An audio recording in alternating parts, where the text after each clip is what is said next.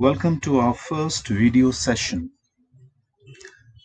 We are starting chapter water, and I would like to discuss with you the important sources of water. Now, before we start with important sources of water, I'm sure you must have heard of these immortal lines. Water, water everywhere, not a drop to drink. It was said none other than by Samuel Coleridge. Now, you cannot think life without water. Water is life. So, let us discuss the different sources of water. Most of the Earth's surface is covered by the oceans. Sea is the largest source of natural water, but it contains a high amount of dissolved salts. Dissolved salts mainly refer to sodium chloride or common salt and cannot be used directly for irrigation or drinking purposes. Rivers and lakes contain water that comes from glaciers or rainfall. As rivers flow downhill and through plains, they collect many substances like minerals, organic matter, clay, etc. Sometimes bacteria may also be present in river water. We meet all our domestic and industrial requirements of water from rivers. Groundwater is a pure form of water because it has no suspended impurities or germs. However, it may have dissolved minerals which gives a distinct taste and even medicinal properties. So now you know that water has a distinct taste is because of dissolved minerals in it. We can obtain groundwater by digging wells. And lastly, rainwater is the purest form of water. Now let us discuss the states of water. Water exists in all three states of matter: solid, liquid, and gas. Solid in the form of ice, liquid water, and in gaseous state may be in the form of water vapor, moisture, etc. Ice, water, and steam have different physical properties, but same chemical properties. The interconversion of these three states of water also occurs in nature as it is called the water cycle.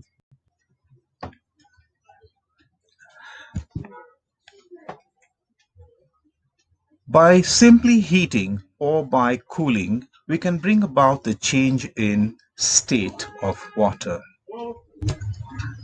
We can melt solid ice into water, liquid, which is in liquid form, and then on heating, you can change it into water vapor or steam. Similarly, by cooling, you can get back the original form. Now, let us discuss the importance of water. Commercial water use includes fresh water for motels, hotels, restaurants, office buildings, other commercial facilities, and civilian and military institutions. Domestic water use is probably the most important daily use of water for most people. Domestic use includes water that is used in the home every day, including water for normal household purposes such as drinking, food preparation, bathing, washing clothes and dishes, flushing toilets, and watering lawns and gardens. Industrial use, industrial water use is a valuable resource to the nation. States, industries for such purposes as processing, cleaning, transportation, dilution, and cooling in manufacturing facilities. Major water using industries include steel, chemical, paper, and petroleum refining. Industries often reuse the same water over and over for more than one purpose. Irrigation water is used for artificially uh, irrigation water use is water artificially applied to farm. I'm sure you've studied in geography as well. Orchard, pasture, and horticultural crops, as well as water used to irrigate pastures for frost and freeze protection, chemical application, crop cooling, harvesting, and for the leaching of salts from the crop root zone. Non-agricultural activities include self-supplied water to irrigate public and private golf courses, parks, etc. Now, let us discuss purification of water. It may be rainwater, it may be water that we obtain from the streams or from the rivers. What are the different steps involved in purification of water? There are a number of steps. Firstly, sedimentation, followed by filtration, then comes chlorination, aeration, and finally decantation. Let us discuss what is sedimentation. First and foremost, the first step is sedimentation. Have you heard of alum? Alum is added to water tank. It helps in quick settling of fine suspended materials. This process is called sedimentation. So the dirt, it settles at the bottom of the water tank. The second step is filtration.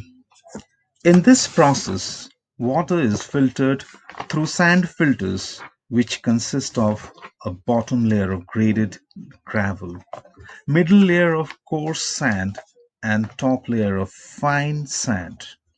The filtered water is further purified by chlorination and aeration. Now the next step, the filtered water, it undergoes chlorination. Chlorine or bleaching powder is added to the filtered water. Chlorine kills bacteria and harmful germs.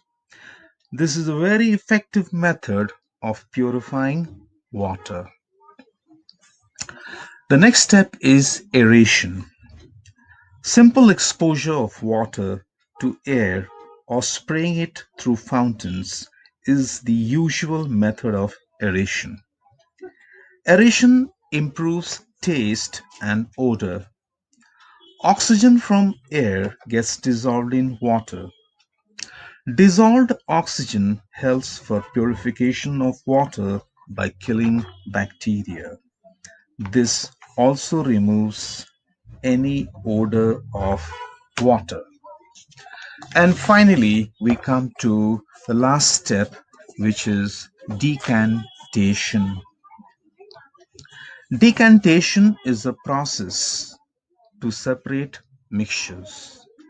Decantation is just allowing a mixture of solid and liquid or two immiscible liquids to settle and separate by gravity.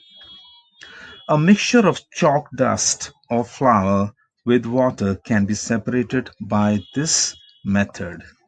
So, after all these methods of purification, we obtain water which is fit for human consumption, and that is called potable water. Now, I would like to conclude by saying chemistry can be a good and a bad thing. Chemistry is good when you make love with it. Chemistry is bad when you make crack with it. Thank you, students.